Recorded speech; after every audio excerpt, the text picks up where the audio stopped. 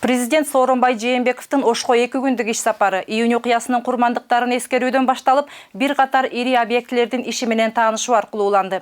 Иш сапарынын алгачкы күнүндө мамлекет башчы Ош шаарынын Жапалак айыл аймагындагы 10 калктуу конушту таза суу менен камсыз кылуу долбоору ишке ашып жатканына күбө болду. Бул ишке кирсе 20 миңден ашуун тургун таза суу менен камсыз болот. Ошондой эле президент электробустарды чыгара турган автокуруу заводунун ишмердүүлүгү менен таанышты. Кыргыз унаа курулуш заводу келечекте 5 миңдей адамды иш менен камсыздайт. Учурда ал жакта 500дөй адам иштеп, жеңил өнөр жай, айыл чарба тармак үчүн комплектөөчү техникалар өндүрүлүп жатканы кубантарлык.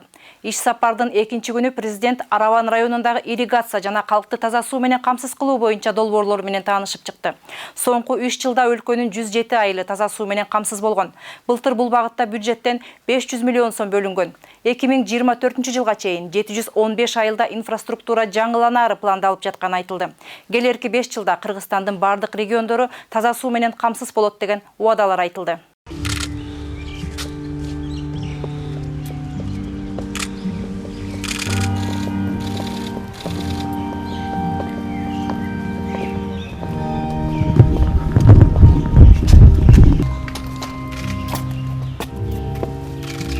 Мамлекет башчы Сооронбай Жээнбеков иш сапарын июнь коогалаңында курман болгондордун энелери менен жолугушуудан баштады.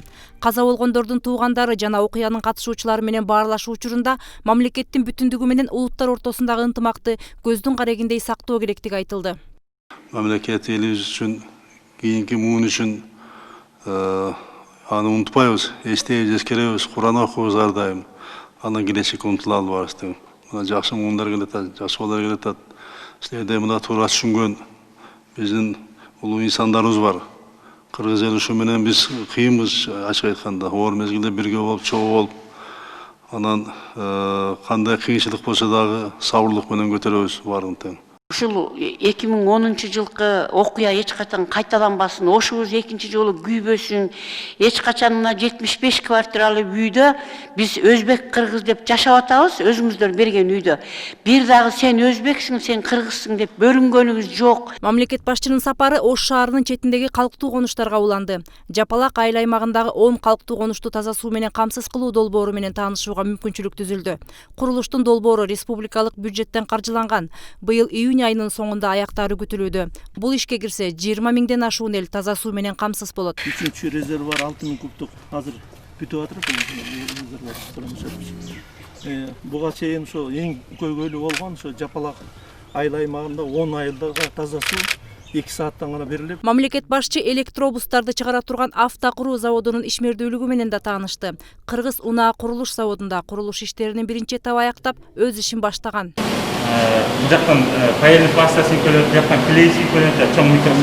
Өлкөдө алгачкы ирет ишке кирген мындай заводдо жеңил жана оор өнөр жай, айыл чарба тармагы үчүн комплектөөчү шаймандар менен техникалар өндүрүлө баштаган.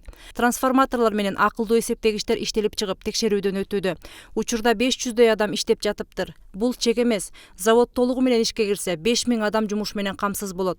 Заводдун кызматкерлери менен баарлашууда мамлекет башчысы 2001-жылы Японияга окуу программасынын алкагында Toshiba компаниясынын заводунда болгонун эскерип, Япон корпорациясынын ишмердүүлүгү менен корпоративдик этиканын принциптери жөнүндө айтып берди. Япондордой ошол өз компаниясына ушу менин менчигимде турган жеримдеки ушу менин менчиг ордум деп ушуну жакшыраак кылайын, ушу жакшыраак өтсүн деп аракет кылсаңар, айлык да көбөйөт, жумуш орну да көбөйөт, сапат да болот, конкуренциялашкан дүйнөлүк рынокко чыгабыз да Кыргызстан. Иш сапардын 2-чи күнү президент Араван районундагы ирригация жана калкты таза суу менен камсыз кылуу боюнча долбоорлор менен таанышып чыкты. Аталган райондун Керкидан айылындагы ирригациялык каналдарды калыбына келтирүү боюнча долбоор ишке ашса, 2654 гектар жерде суунун берилиши жакшырып, жоготуулар азаят дешет мындагылар. Жумуш башты 85% бүтүп калды, сентябрда толук экспортация берилди. Ошондой эле Сооронбай Жээнбеков Араван районунун Найман айылындагы экспортко багытталган ири мөмө жемиш багын көрүп чыкты. Бул жерде түшүм жыйноо мезгилинде 1000ге чейин адам иш менен камсыз болот. Жергиликтүү ишкер айым Анар Усубалиева толугу менен тамчылатып сугарылган бактын 183 гектар аймагында 100 миңден ашуун шабдалы, алча, бадам жана жаңгак көчөтү отургузулганын маалымдады. Электр линиялары тартылып, кошумча трансформатор коюлган. Сугаруу үчүн 12 суу топтоочу цистерна орнотулган. капельное орошение кылганда мына могул ар бир түбүнө капельное орошениеда бул жерге 314 000 метр труба тартканбыз. Президент Сооронбай Жээнбеков иш сапарынын жыйынтыгында Араван районунун тургундары менен баарлашып, аларга аймактарды өнүктүрүүнүн мамлекеттик саясаты, аймактардын кайра иштетүү секторуна, экспорттук потенциалына колдоо көрсөтүү, өлкөнү санариптештирүү, коңшу өлкөлөр менен достук мамилени бекемдөө боюнча чаралар жөнүндө айтып берди. Буюрса жакшы проекттер кетип атат, жакшы заводдор, фабрикалар салынып атат, кайра иштетүүнү жай салынып атат. Ушул саясатты дагы кармасак катуу 3-4 жыл.